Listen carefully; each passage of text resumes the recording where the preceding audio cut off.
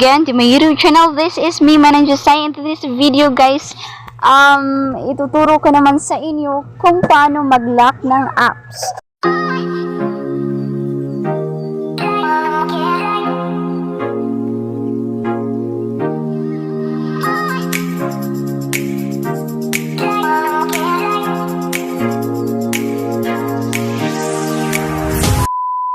Again to my YouTube channel. This is me, Manang Jesay. In this video guys, ituturo ko naman sa inyo kung paano mag-lock ng apps. So, ang daming nagtatanong sa akin guys kung what if daw wala silang walang lock app sa settings. So, this is for you everyone. So, this is very easy. So all you need to do is to follow the steps. Okay, so let's start. So first, go to your Play Store. Ayan, so and then at the search engine, just type Lock Manager app. Monitor app.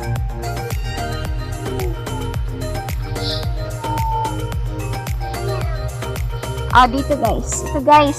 So, dito lang pala.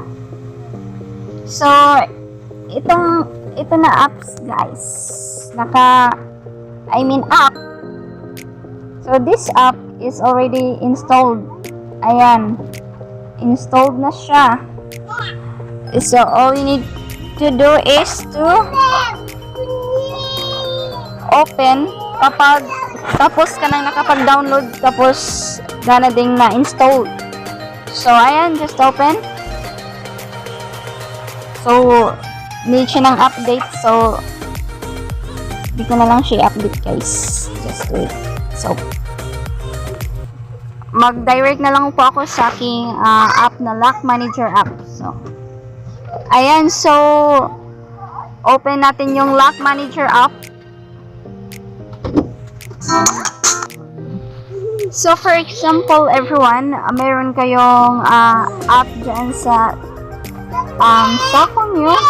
For example, Messages, Contact, Messenger, Facebook, Play Store, Chrome, Gmail, Facebook Like, YouTube, Settings, Maps, Keep Notes, Gallery, Search, Music, Camera, Google Go, Click Volume Booster, Master, X Recorders, the Camera Recorder, Starlight Mixer, Aguda, Pixart, a Video to MP3 Converter, Drive Permission Manager. So ito guys, ito yung apps ko na nandito guys. So all you need to do kung gusto mong i-lock ang isang app, for example, meron kayong kids, yes, so definitely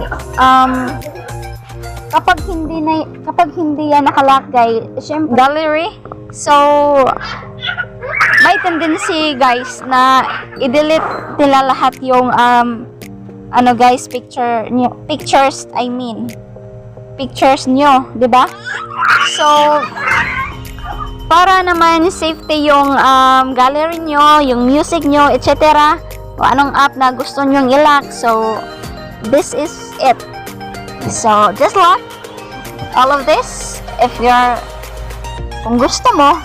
So ayan guys, gusto ko i-lock guys yung messages ko, contacts, Messenger, Facebook, Play Store, Chrome, Gmail, and guys, Facebook Lite. Gawin ko na lang lahat guys. So ayan, i-lock ko na lang lahat.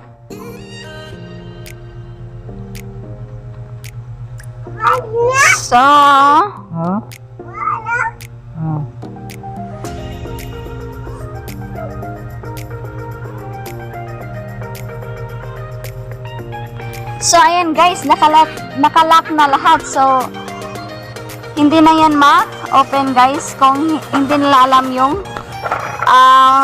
ang tawag yung code or password, di ba? So, paano naman iset yung password? So, dito sa upper left side, meron, may makita kayo dyan na 3 lines. Ayan. So, just click the 3 lines. Ayan po. So, dito guys, sa settings, merong password type. So, in my case, guys, pinili ko is PIN. Ayan. So, PIN. Change password. Change password tayo, guys. For example, this is my new password. Ayan. So, all you need to do, guys, is to enter again to confirm. So, enter ko na, guys. So, ayun na, guys. Tapos na siya, guys. So, punta tayo sa ating apps, guys. So, for example, gusto kong mag-YouTube. Ayan, guys. So, di ba? Meron na siyang PIN. So, before we open, all you need to do is to type or i-click natin yung numbers na 4 PIN. So, i-type ko na siya, i-ano ko na siya, guys. Ayan. So, this is my PIN. This is for example lang, ha. 2, 3, 4. So, ayan, guys. Tapos, diba, ang bilis lang. So, napaka-simple at napakadali lang mag-lock ng apps, guys. Sa mga hindi marunong. Ayan. So, shout out. So, this is for you, everyone. This is a short video, but makaka-learn kayo dito. So, that's for today's video, guys. I hope you learned something in this video.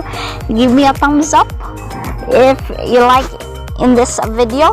Tapos, please consider subscribing to my YouTube channel para naman updated ka sa next ko na video. Goodbye! Thank you so much!